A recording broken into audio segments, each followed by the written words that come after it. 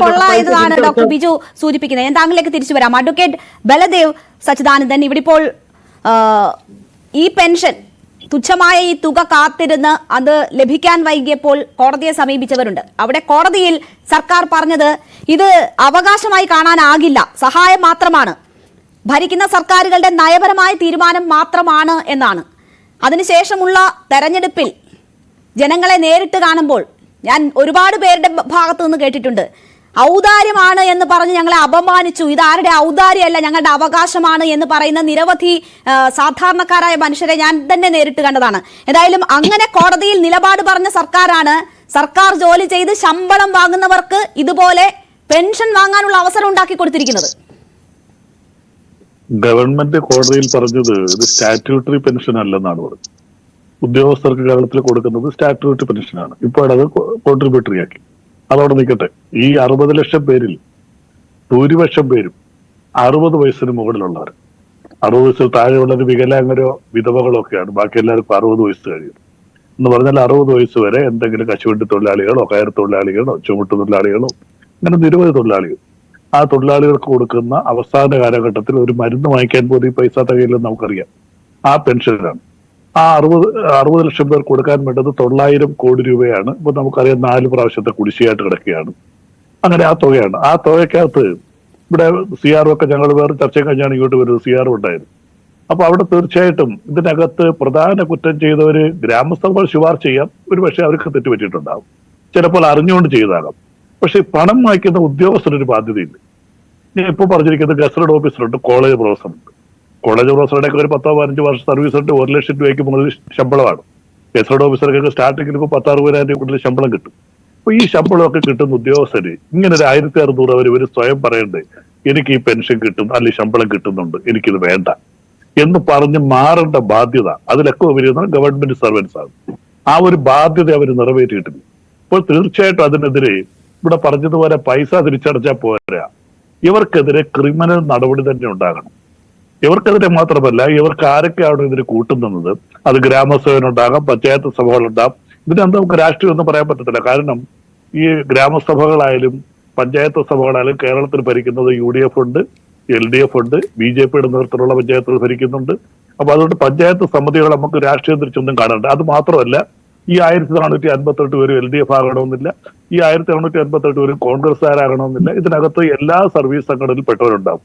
പക്ഷെ അവരുടെ ബാധ്യത അവർ നിറവേറ്റേണ്ടതാണ്. ഇങ്ങനെ ഒരു പെൻഷൻ കിട്ടുമ്പോൾ ജോലി കിട്ടുന്നതിന് മുമ്പേ ഇതുണ്ടെങ്കിൽ അവർ സ്വയം ഒഴിഞ്ഞു മാറണം.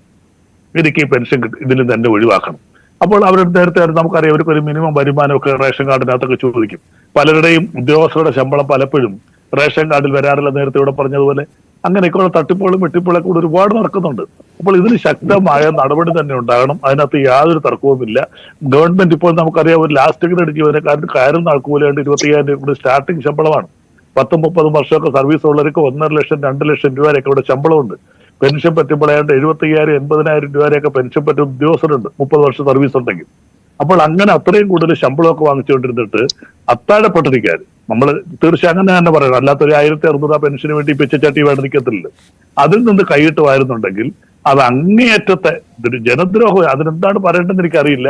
അങ്ങേയറ്റത്തെ ജനദ്രോഹമാണ്.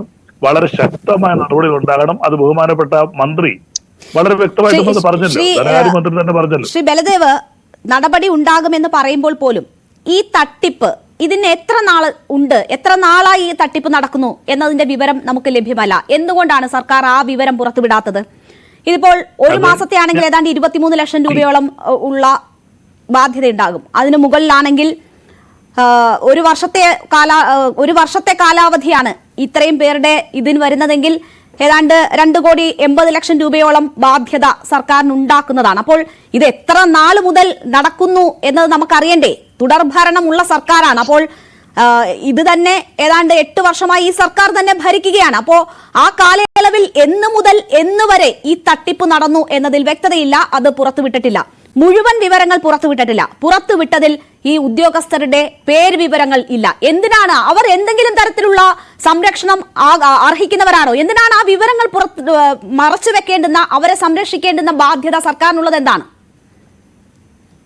ഇതിനകത്ത് രേണുകയെ അറിഞ്ഞുകൂടാത്ത ഒരുപാട് കാര്യങ്ങളുണ്ട്. കാരണം ഒരു കോളേജ് പ്രൊഫസർ തന്നെ എന്നോട് പറഞ്ഞ എന്റെ ഒരു സുഹൃത്താണ്, അദ്ദേഹത്തിന് 75,000 രൂപ പെൻഷൻ ഉണ്ട്. അദ്ദേഹം MLA പെൻഷൻ വാങ്ങിക്കുന്നു 75,000 രൂപ കൂടാതെ. ഇത് ഒരാളല്ല, നിരവധി പേര് കേരളത്തിൽ MLA പെൻഷനും MP പെൻഷനും ഒക്കെ വാങ്ങിക്കുന്ന മറ്റു ഉദ്യോഗസ്ഥര് നിരവധി പേര് ഈ കേരളത്തിലുണ്ട്. അങ്ങനെ 2 പെൻഷൻ വാങ്ങിക്കുന്നു. അത് കൊച്ചു തുകയൊന്നും അല്ലത്. MLA പെൻഷനൊക്കെ 25,000 ഏതെങ്കിലും സാധാരണക്കാരൻ എൻഡോസൾഫാൻ ബാധിതന്റെ അനുഭവം CR ഇവിടെ ചൂണ്ടിക്കാട്ടിയിട്ടുണ്ട്. ഒരുപാട് അനുഭവങ്ങൾ പലരുടേതും മാധ്യമങ്ങൾ റിപ്പോർട്ട് ചെയ്തിട്ടുണ്ട്. അവരെയൊക്കെ കുത്തിനു നിർത്തി മേടിക്കുകയും ചെയ്യും. അല്ല, ഞാൻ പറയട്ടെ. അപ്പൊ ഞാൻ പറഞ്ഞത് ഇത് കുറച്ചു നാളുകളായിട്ടല്ല, ഇത് വർഷങ്ങളായിട്ട് ഞങ്ങളൊക്കെ ചൂണ്ടിക്കാണിച്ചതാണ്. ഒരാൾക്ക് 2 പെൻഷൻ കൊടുക്കാൻ പാടില്ല. 2 പെൻഷൻ കുറഞ്ഞ തുകയല്ല, 1,000 2,000 ഒന്നും അല്ല. 50,000 രൂപ 75,000 രൂപ പെൻഷൻ വാങ്ങിക്കുന്നവർ മറ്റു പെൻഷനും വാങ്ങിക്കുന്നു. അപ്പൊ ഈ പെൻഷൻ സിസ്റ്റം എല്ലാം മാറ്റണം. യൂണിഫൈഡ് പെൻഷൻ സ്കീമിലേക്ക് കൊണ്ടുവന്നിട്ട് ഒരാൾക്ക് ഒരു പെൻഷൻ വേണ്ടി വന്നാൽ അയാൾക്ക് അത് ഒറ്റ എനിക്ക് ഏത് പെൻഷൻ വേണം, ആ രീതിയിലേക്കുള്ള മാറ്റം ഒന്നും ഇവിടെ പലർക്കും ഒന്നും ഇവിടെ ജോയിന്റ് കൗൺസിലിന്റെ നേതാക്കൾ ഇരിപ്പുണ്ട്. അവരൊക്കെ ഇത് ആവശ്യപ്പെടുന്നതായിരിക്കും. പലർക്കും ഇങ്ങനെ 2 പെൻഷൻ കൊടുക്കാൻ പാടില്ല. കാരണം നമുക്കറിയാം, നമുക്ക് ഇപ്പോഴത്തെ ഒരു സാമ്പത്തിക സ്ഥിതി കൂടെ മനസ്സിലാക്കണം. നമ്മുടെ കേരളത്തിലെ ഇപ്പോഴത്തെ പുതിയ സ്കീം അനുസരിച്ച് 2024 നമ്മൾ ശമ്പളവും പെൻഷൻ കൂടെ കൊടുക്കേണ്ടി ഒരു തുക 72,67,000 കോടി രൂപയോളമാണ് നമ്മൾ കൊടുക്കേണ്ടി വരും. ഒരു വർഷം നമ്മൾ കൊടുക്കേണ്ടി വരും. നമ്മുടെ മൊത്തം 72,000 കോടി രൂപ, മൊത്തം 1,40,000 കോടി രൂപ നമുക്ക് കേരളത്തിൽ വരവുള്ളൂ ഒരു വർഷത്തെ. അപ്പൊ അതിന്റെ 50% കൂടുതൽ 29% സാലറിയും 21% പെൻഷനും ഇത് ഇത്രയും നമ്മൾ കൊടുക്കുന്നു. അത് കൊടുത്തോട്ട് ഉദ്യോഗസ്ഥർക്ക് ശമ്പളം കൊടുക്കണ്ട, പെൻഷൻ കൊടുക്കണ്ട എന്ന അഭിപ്രായക്കാരൊന്നുമല്ല, ഞങ്ങൾ കൊടുക്കണം. പക്ഷെ മൊത്തം വരവിന്റെ 50% ഏതാണ്ട് 3% വരാത്ത ഉദ്യോഗസ്ഥർക്ക് പെൻഷൻ കൂടെ ശമ്പളം കൊടുക്കും.